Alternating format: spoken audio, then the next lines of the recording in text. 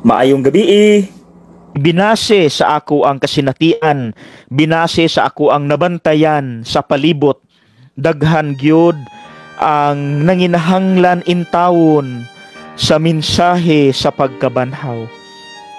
Kay lagi mas kusgan gyud, mas influential gyud ang problema ug ang kasakit nga dala niini. Maunang bisan kita mga Kristiyano, pag-abot sa problema, mas maunhan ta sa kasakit sa problema kaysa sa mensahe sa pagkabanhaw nga mao ang paglaom, nga mao ang kahayag ug himaya. Ang atong topic mao kini: what changed in the world as a result of the resurrection? Unsay nausab sa kalibutan isip resulta sa pagkabanhaw sa atong Ginoo? Mga igsuon, maunay atong tubagon ug hisgutan karong gabi una. Daghan patang pangutana pero magsugod ta diri. Okay? Now, akong basahon ang in English nga tubag nga naa diri sa libro. Mauni ang tubag, mga igsuon, kung unsay nausab sa kalibutan isip epekto sa pagkabanhaw ni Kristo.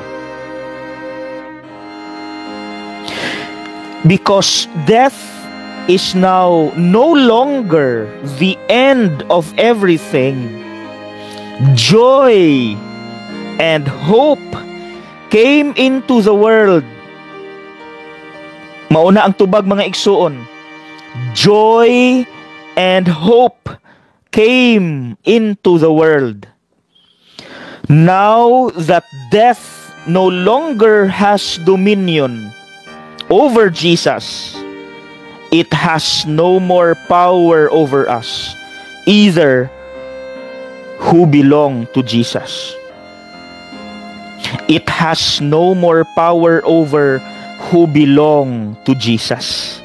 Ang kamatayon wala nay power kanato nga nabilong kang Kristo nga nabanhaw. Ang kamatayon dili na ang katapusan sa tanan, kundili naa ang kalipay ug paglaom ni ana. We are never the same people again. Ang kamatayon has no longer dominion over Jesus. Napildi sa atong Ginoo ang kamatayon. In fact, mga igsuon, abi ninyo, naa ang yawa gatintal ni Kristo didto pa lang sa iyahang paghilak sa hardin sa Getsemane. The devil was already there, tempting Jesus. If you are the Son of God, nganong mag-antos man ka? Nganong dakpon man ka? Nganong kulatahon man ka? Nganong ilansang man ka sa cross? Pwede man na nimo ma-avoid. You can avoid all these sufferings. You can call your Father in heaven to assist you. He can do everything. Mahimo niya tanan. Tawga ang Amahan aron maundang naning pag-antos mo. Mga igsuon, the devil was there. Sa dihang si Kristo gikulata, the devil was there. Ga-smile, gapasuya, gatintal, o tanawa nga nung gaantos ka. Anong gikulata man ka diha karon nga pwede man animong malikayan. Pwede man animong malikayan. Kay anak ka sa Dios, ug Dios ka mismo. Pagpas-an ni Jesus sa krus, the devil was there. Nganong gaantos man ka? Nganong gapas-an man ka anang bugat nga krus? Kapila na ka madagma, nganong mubakod pa man ka? Undangi na na, tawga na ang Amahan, tawga na ang mga anghel to assist you. Mga igsuon, dugay ra nang gitintal si Kristo sa yawa. Kato palang pagsugod niya sa iyahang misyon, human siya gibunyagan didto sa bukid. Gitintal na siya sa yawa. Ambak gikan aning habog nga building. Total salon mangkas imong mga anghel. Now karon si Kristo gapas-an sa krus, gitintal gihapon. Sangpita ang mga anghel, tabangan kanila. Sangpita ang imong amahan, undangin na ni. Sus mga igsuon, to cut the long story short, gasigig tintal ang yawa, pero si Kristo hangtod sa katapusan nga gininhawa niya, niingon na lang siya, amahan, into your hands, sa imong mga kamot akong itugyan ang akong espiritu. Ug siya namatay. Mga igsuon, pilde ang yawa. Walay power ang yawa kang Kristo. Walay power ang kamatayon kang Kristo. Nabuntog, napilde ni Kristo ang kamatayon. Ug maunay na usab sa kalibutan, sukad si Kristo na banhaw mga igsuon. Naa ang paglaom. Siguro sa una nagunahuna nga diri rataman sa kamatayon. Ilibin na sa una no nga daghan kaayong mga pilosopo nga nagunahuna nga walay Dios. Kung naa manggaling ang Dios, kitang mga hinimo taman ratas kamatayon. Pero gipakita sa atong Ginoong Hesus nga dili ending ang kamatayon, kung dili sinugdanan lamang kini sa kinabuhi nga walay katapusan. Na good news kaayo na mga igsuon, good news kaayo na, no? So sinugdanan lamang kini. Mao gani mga igsuon nga sa ako ang pamalandong, no, kada adlaw sa ako ang YouTube, niingon ko gahapon sa ako ang video nga kining pagkatao sa bata ug kamatayon sa tao parihara og proseso. Nganuman ang bata nga naa sa tiyan sa iyang mama, gasalom-salom sa sabakan sa iyang mama, actually naa siya sa pinakahayahay nga estado sa kinabuhi. Walay pagpamunglay, wala gadaro, wala galuto og sudan, wala nanarbaho aron makakaon, kay pinakaon siya mga igsuon. Kung unsay gikaon sa mama, unsay naa sa mama nga mga nutrients, mga vitamins and minerals, igo rang ipakaon sa bata sa sulod sa tiyan. Walay hago ang bata, hayahay ang bata mga igsuon. Hayahay kaayo ang bata nga naa sa sulod sa sabakan sa usa ka inahan. Mao kana ang pinakahayahay nga kinabuhi sa usa ka tawo, nga naa kita sa tiyan sa atong inahan. Now, how do we relate that? Niingon man ko ganiha nga ang pagkatawo ug ang kamatayon pareha. Kita pod mga igsuon, kining kalibutan mao ni ang ato ang sabakan, mao ni ang sabakan, no, mao ning gitawag Mother Earth. Mother Earth. Tungod kay niya kita sa kalibutan, mao kini ang sabakan nga atong gilangoy-languyan. Og tuod man mga igsuon, bisan tuod daghan tag problema, pero nobody wants to die. Because nakita nato nga lingaw kung buhi ta diri sa kalibutan, bisan naay mga problema, pero mangingibabaw gyud ang kahayahay ug kalipay. Di ba? Kamo, sige tagreklamo na atay daghang problema. Pero moingon pangutan-on ug daghan kang problema, gusto kang mamatay, moingon po dili pod. Simply because sayangan ta kung mamatay ta og sayo sa kalibutan, because nag-enjoy ta sa kalibutan, no? dawato nato na nga kamatuoran nga nalipay ta nga ni atas kalibutan. Mura pug naa ta sa sabakan sa atong inahan, galangoy-langoy, hayahay mga igsuon. Okay? Karon balik ta sa pagkatao. Ang problema, dili motubo, dili mulambo ang bata kung magpabilin lang siya sa sabakan sa iyang mama sa tibuok niyang kinabuhi. Dili siya mulambo, dili siya mutubo kung naara siya pirmi sa sabakan sa iyang inahan. So aron ang bata mutubo ug mulambo, kinahanglan biyaan niya ang kahayahay sa sabakan sa iyang mama. He or she must leave the comfort in the womb of his or her mother. Hayahay na gyud unta sa sabakan sa mama. Pero naapay usa ka pagtubo nga kinahanglan agian, ug dili kita makasinati sa maong pagtubo ug paglambo kung magpabilin lang kita sa sabakan sa atong inahan. Munang kinahanglan tang mubiya. Now karon mga igsuon, unsa may inyong nabantayan nga ebidensya nato, pruweba nato nga ang bata nga naa sa sabakan sa iyang inahan naguol sa iyang pagbiya sa kahayahay sa sabakan ni mama. Sige daw, unsa may inyong nabantayan?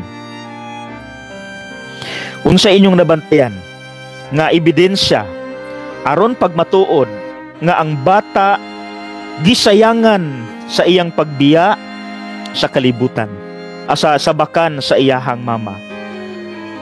Unsa ka nga sa dihang siya gipakatao na tao, nihilak siya. See?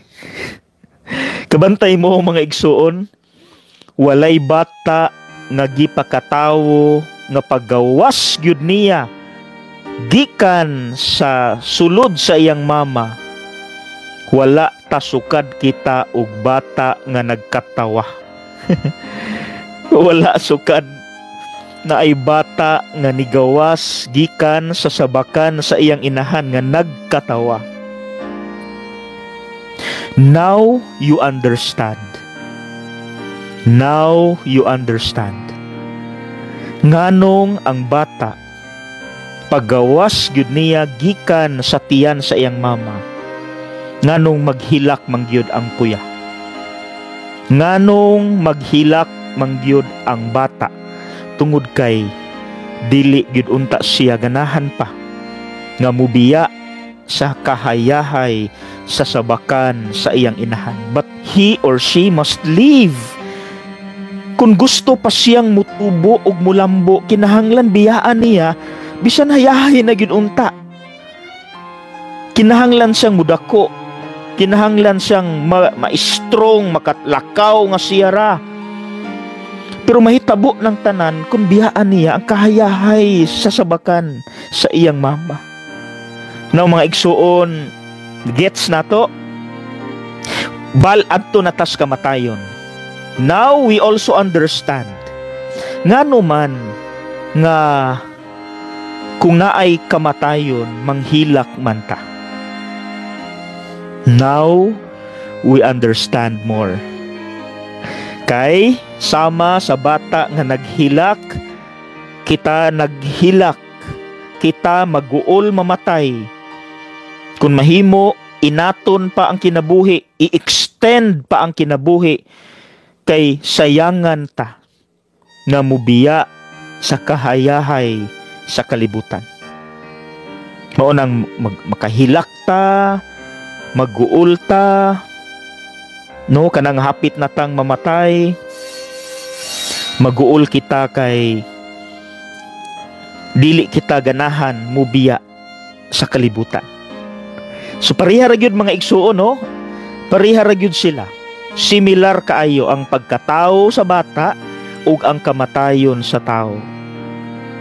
Pero mga igsuon, Dili ta ganahan mo biya sa kalibutan, pero kung gusto ta nga makasinati sa kalipay nga walay sama, walay kapareha, bisan tuod hayahay ang kalibutan, sama sa sabakan sa mama nga hayahay, pero biyaan gyud nato na. Kung gusto tang musinati sa pinakanindot nga kalipay nga walay sama, nga mao ang langit. I hope that is clear. I hope that is clear. Okay? So mga igsuon, ang kamatayon dili di ay katapusan, kundili sinugdanan lamang sa kinabuhi nga walay katapusan. Whether we like it or not, kinahanglan tang mamatay. Kinahanglan tang muagi sa kamatayon kung gusto tang musinati sa mas nindot or pinaka nindot nga kinabuhi, nga mao ang langit, kuyog ni Lord, kuyog ni Mama Mary, kuyog sa tanang mga santos ug mga anghel. Kung gusto tang malangit, kinahanglan tang muagi gyud sa kamatayon. Bisan tuod makahilak ta kay sayang ang kalibutan, mga igsuon, sayang biyaan, sayang. Pero we must leave this world in order for us to experience the most beautiful of all, and that is heaven with the Lord, with Mama Mary, with all the saints and angels. Na? So mga igsuon, I hope that's clear. So, kung saon man naton ipagpamalandong karon nga we are never the same people again. Nga human na nabanhaw si Kristo, lahi na gyud ta. Lahi na ta, dili na unta ta negatibo kanunay sa ato ang kinabuhi. Dili nato tugutan ang kamatayon nga maoy muhugno nato. Because death again and again and again and again is not the end. So dili ta dapat mahugno anang kamatayon, di na dapat mupildi nato. Di na kapildi nato. Kay gibuntog na ni Kristo. Ang katapusan, mga igsuon, nga walay katapusan rapod, ang kalipay o paglaom nga dala sa pagkabanhaw ni Kristo. Maunang sige kog tambag, mga igsuon, nga kung naatay problema, igo ratang muhilak. Igo ratang muhilak, pero dili ta mo surrender. Kinabanhaw si Kristo, nagdala ang iyang pagkabanhaw ug paglaom ug kalipay. Maunang mura ragud tag naghangad sa langit, dayon gadag-om, ngit-ngit kayong langit kay napuno sa panganod nga itom, lagom. Pero kabalo ta, aware kita nga naay adlaw nga nagpahipi sa likod ni anang ngit-ngit nga panganod, mga igsuon. Kabalo man ta ana. Mo nang atong paabuton nga muabot ra gyud ang panahon nga ang adlaw mupakita, mawala ra nang ngit-ngit nga panganod, mga igsuon. Kung kamo karon nagsinati ni anang ngit-ngit nga panganod, ayog focus diha. Kay sama sa giingon dinhi, wala naman ang kamatayon, pildi naman na ni Kristo, nganong magpabilin matas ka ngit-ngit. Gibiyaan na gani ni Kristo ang ngit-ngit nga lubnganan para ipakita nga kita we belong to kahayag, to the light. So mga igsuon, palihog ako gining balik-balikon kay lisod jud kaayo, ilabi na kita, mga igsuon, daghan ka nato. Dali ra gyung mahugno basta na ay problema. Dali ra gyung mahugno basta na ay sakit. Dali ra gyud kaayong ma-discourage, mga igsuon. Dali ra kaayong mga luya. Simple ra gyud akong tambag, mga igsuon. Hilak lang, hilak. It's ordinary, it's normal to cry. Pero ayaw surrender. Ayaw surrender. Okay? Maunay mensahe sa ebanghelyo nga dapat kung naay problema, sakit mong gyud na, no, wala may gunahan natong problema, no. atong atubangon because kabaluta nga mahuman raning tanan. Ang Ginoo dili na mo pasagad nato mga igsuon. Nakahinumdum ba mo sa ako ang gi-share no sa radyo? Kabahin sa kasinatian nako sa Santo Niño no nga nagpakita samtang ako nagpaayo, samtang ako naa sa tuktok sa ako ang depresyon nga nagpaayo ko gikan ko na disgrasya. Kato mga igsuon usa kato ka lig-on nga pagmatuod nga ang Ginoo naa dili lang nato mabati nga siya naglihok sa atong kinabuhi kay gaun naman ang atong reklamo. Basta gani clouded na ang ato ang dalunggan, ang atong mga mata clouded na sa mga negatibo nga mga huna-huna. Saba na kay ng atong huna-huna mga igsuon, wala na tay madungog nga tingog sa Dios. Wala na tay makita nga lihok sa Dios atong kinabuhi. Like for example, kanang magdaot ta. Gareklamo ta nganong gaingon ani ko, nganong nako ingon ani ayo ako Lord kay dili ko ka-enjoy sa akong kinabuhi. Saba kay ta pero actually ang atong gipangayo dugay rang gihatag sa Ginoo. Ako pagkahubak ko na ako atong grade 5 ko. Bata pa ko gidid-an akong dula, mga bugnaw, mga karne, ang ako makaon prutas ug utan ra dayon pinili nga isda. Mga igsuon as early as grade 5 I already question God, Lord, nganong ako man? Why can't I enjoy my childhood? Nganong di ko kasayaw sa eskwelahan? Nganong dili ko kadula og sports? Nganong na ako'y hubak? Nganong masakiton ko, Lord? I already question God. Wanang as early as grade 5, I already asked God, Lord, heal me aron makadula ako balik. Lord, ayuha ko. Ayuha ko, sige ko giyaw-yaw. Nasaba ang akong una-huna. Wala ko kabalo. Years, many years, gikan akong pagreklamo, ay pa nako nakita, matay no, dugay raman da ko gitubag sa Ginoo. Naguna lang gyud ang kanegatibo sa akong una-huna, maunang wala na nako makita nga si Lord actually naglihok di ay. When I asked for healing, He actually sent my mother and father. Particularly my mother. Kaya akong papa nagtrabaho man sa planta. Ang akong mama mo ay naa kanunay nagbantay na ako sa ospital. Nagpuyo ko sa ospital mga igsuon for many years. Tungod lagi sa acute no kaning ako ang hubak mga igsuon nga extreme gyud as in di gyud lalim mga igsuon no? Di gyud lalim kanang manglubong na imong collarbone dire manglubong na kay mag-apas kag hangin no? Di gyud lalim ng hubakon ta mga igsuon. And I realized many years gikan ko nagsigig reklamo. Actually, God already answered my prayer. Wala lang nako makita iyang answer because gauna ang akong negative. Gasigi kog reklamo. Kamo po mga igsuon basin kamo nga naminaw karon, gasigi mo reklamo sa inyong kinabuhi nga pait kay diri, pait. Ang Ginoo galihok na. Try to be quiet. Bisan gamay lang.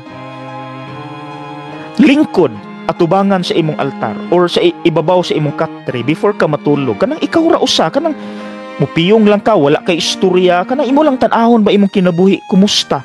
Ug makita nimo actually si Lord galihok naman di ay. Gipadala may din niya to akong auntie, akong uncle, akong igsuon, akong mga pag-umangkon, mo may gaatiman ako. Actually instrumento dai sila ni Lord nako. Wala lang nako sila makita na take for granted lang nako ning mga tawhana because gauna ang akong reklamo. So mga igsuon, maunay problema nato ba? Basta mag-una gani atong unahuna nga negatibo, tanan nga mugawa sa atong unahuna, mga baba ug mga actions, puros na negatibo, bugat na. Bugat na gareklamo na ta. Pero moingon ta nga bugat ang cross, pero ako ning pasanon, total si Kristo na banhaw man. Ako pong makabot ang pagkabanhaw in God's time ay kanindot sa kinabuhi mga igsuon. Igo ra kang mohilak pero dili ka mo give up. So mga igsuon, I hope klaro kaayo na nato mga igsuon. Okay? I hope klaro kaayo na nato. So karon, mauna na siya. Death, sala, sakit ug mga problema dili na maoy ending. Gipildi na ni Kristo hangtod sa katapusan niyang gininhawa, wa gid siya mi-give up. Namatay siya sa krus kay gusto niyang pildihon ang kamatayon, ang sakit, ang problema. So ayaw intawon og focus. Ako naguol manggod ko mga igsuon kay daghan kayong kaso sa hikog sa mga batan-on. Daghan kayong kaso sa hikog mga igsuon. Gamayng bikil, hikog dayon. Gamayng bikil, hikog dayon. Palihog ko, kamo nga naminaw diha. Let us make a difference. Ang depression mga igsuon, dili na ra ba na maatkan. Tungod kay ang mga tao nga na-depress, dili man na nimo makita nga guol. Magmaskara man na. Ang ilang ipakita, kalipay man, nagkatawa man. Pero may bawaan na lang nato na naghikog na. So mga igsuon, let us help each other sa pagsugpo ni ining maong mentalidad, kining suicide. Please no to suicide. Mao gyud ni kontra sa Esther mga igsuon. Kay kanang tawo nga maghikog, hopeless man na god. Anyat ang mensahe sa Esther, ang mensahe sa pagkabanhaw, paglaom baya. Paglaom. So manang mga igsuon, di man nato mabasol ang tawo nga naghikog. Ako kapilan ako nagmisa. No, kay gitugot naman. Pero dili nato mabasol kay wala siya sa saktong huna-huna. We cannot blame, no, a person nga naghikog kay wala siya sa iyang saktong huna-huna. Pero we do not tolerate that. Nga mao na lang po na solusyon kung hopeless natin. No! No! Ayaw! Dili na solusyon mga igsuon. Kung kabalo lang unta ta mo nang tabangi mi. Kay dili na mo makaya tanan. Nisulod na kog YouTube, nisulod na kog Facebook, nisulod na kog Twitter, nisulod na kog Instagram. Tanan gisudlan nako para ma-evangelize lang yun mga igsuon. Kining pagkabanhaw ni Kristo nga mulaom hope. No hope salig ni Lord nga ihatag ra niya in His time ang pagkabanhaw. Mahuman ra ni. He will restore our life. He will restore our life in His time. Munang mulaom ta niya. Musalig niya, mutuo ta niya. Dili ta ma-hopeless. Okay? Mga igsuon, we are never the same people again. Nausab naman ta. Kinabanhaw na ang atong Ginoo. So ang ending nato, dili kangit-ngit. Mugawas kita sa kuweba sa kangit-ngit. Si Kristo nigawas sa kuweba nga ngit-ngit. Ug nahimo siyang kahayag. Kahayag means paglaom, kalipay. Okay? Let's proceed to the second question. Actually, related raman ni siya. Can you be a Christian without believing in the resurrection of Christ? Pwede ba ka nga matawag nga Kristiyano nga wala ka nagtuo sa pagkabanhaw ni Kristo? The answer is no. Big no. No as in no.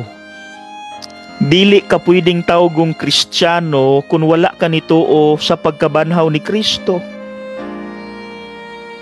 Sa giingon pa ni San Pablo sa iyang unang sulat ngadto sa mga taga-Korinto, if Christ has not been raised, then our preaching is in vain and your faith is in vain. Bitaw mga igsuon, no? Kung wala pa nabanhaw si Kristo, kung mipili siya nga mo give up na didto pa lang sa pagkulata, unsa pa may atong pulos sa kalibutan? Wala. Kay sa wala pa may anhi si Kristo ug karon wala parihara. Kamatayon ending, maghikog tang tanan. Kung naay problema, tapuso nato atong kinabuhi diretso. Kay wala may Easter. Wala may paglaom nga dala. Kanang paglaom mga igsuon gikan gina sa pagkabanhaw ni Kristo.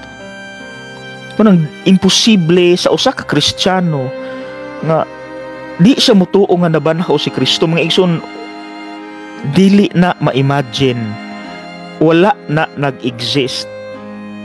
Dili ta pwede tawgon nga Kristiyano kung wala kita mituo sa pagkabanhaw ni Kristo. Kaysa giingon pa ni San Pablo, ang tanan natong pagsangya walay bili, walay pulos kung si Kristo wala pa nabanhaw.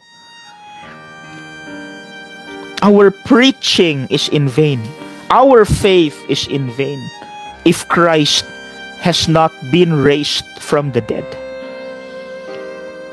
Maugani mga igsoon, kabantay mo sa mga stories sa mga bata. Kabantay mo anang mga bedtime stories. Once upon a time, di ba? Kabantay mo ana nga mga stories sa gagmay pata. Nganong ang ending sa story, and they lived happily ever after. Nganong kana may ending mga igsoon, and they lived happily ever after. Unsay basihanan ana? Kabalo mo unsa og mga salida nga kabantay mo sa mga salida nga naay kontrabida, naay bida, ang bida naay power, example no, naay power, ang kontrabida naapoy power, no? Pagsugod natog tan-aw malipay pata, no, kay bilib ta sa ato ang aktor, no, kay naay power. Pero pag abot sa tunga-tunga, nakalamang ug power ang kontra, giayog kulata ang atong aktor, nagguulta, nahugno ta, no, kay ni para nato murag wala nay chance, kay nagkagamhanan na, nagka-powerful na kaayo ang kontra. Pero ang ending, pildi gihapon ang kontrabida bisan pag unsa kagamhanan mga igsuon. Nganong mudaog mangyud ang bida? Nganong naamay and they lived happily ever after? Nganong naama na? Ang gibasihan ani tanang stories, movies, mga igsuon, ang pagkabanhaw ni Kristo. Munang I recommend mga igsuon, I highly commend my most favorite movie, ang pinaka wala pa so far nakatupong ani. So far wala pa. Ang pinaka paborito nako nga salida, Filipino movie nga nakadaog og daghang awards, Magnifico. Have you seen that? Kakita na ba mo ana mga igsuon? Usahay ipasalida man na sa Semana Santa. Pero if given the chance, kamo nga makapangita ana nga salida, palihog ko mga igsuon, tan-awa ang salida. Okay? Tan-awa ang salida. I guarantee nga di ka magmahal, maghilak-hilak ka. Pero ang ending mga igsuon, Kristo kayo, as in, basta moingon na lang gid ko, Kristo nga naghatag og paglaom sa tanan. He restored everything. Tanang mga gusot iyang na-arrange, na-restore, nahanay pagbalik. Magnifico. Okay? Palihog ko mga igsuon. Palihog ko. Atong tan-aw na ha, kung makahigayon mo. Magnifico. Now, naay mga pangutana din na pwede natong tubagon nga sama ani how did the disciples come to believe that Jesus is risen? Nagpakita si Kristo nila, and they were never the same people again. I suggest basahan ninyo ang Acts of the Apostles. Na kung naamoy Bible, kanang human sa ebanghelyo ni San Juan, John, ang sunod ana buhat sa mga apostoles or Acts of the Apostles. Diha nimo makita ang kanhi Pedro nga talawan, ang kanhi Pedro nga inconsistent sa iyahang pagtuo. Mabasa nimo sukad pag nagpakita si Kristo, gipasaylo siya sa iyang pagbudhi, si Pedro was never the same again. Kulatahon siya dito, kay nagsangyaw anang Kristo lagi, Kay dili man gyud musugot ang mga kadagkuan sa mga Hudiyo nga isangyaw lagi nga si Kristo nabanhaw, kang ilang gipalakat nga balita nga si Kristo gikawat ang lawas, wala nabanhaw, mao na ilang gipakatag nga gipakalat nga balita. Mao nang masuko kay sila nilang Pedro nga nagsangyaw sa mga plaza nga si Kristo nabanhaw mo nang ilang ipadakop, ipakulata, no? Kana yung latiguhon gyud nila dayon nagkasamad-samad in taon ang likod nilang Pedro og mga apostoles, pero pagbuhi kanila giwarninga sila nga ayaw na mogsangyaw ha, kay kung mosangyaw pa mo makabalik mo diri og kulatahon balik. Sus mga igsuon, bisan nagkasamad-samad pa ang likod, sangyaw na pod silang Pedro didto sa plaza na si Kristo nabanhaw. Grabe ang good news sa Easter, no?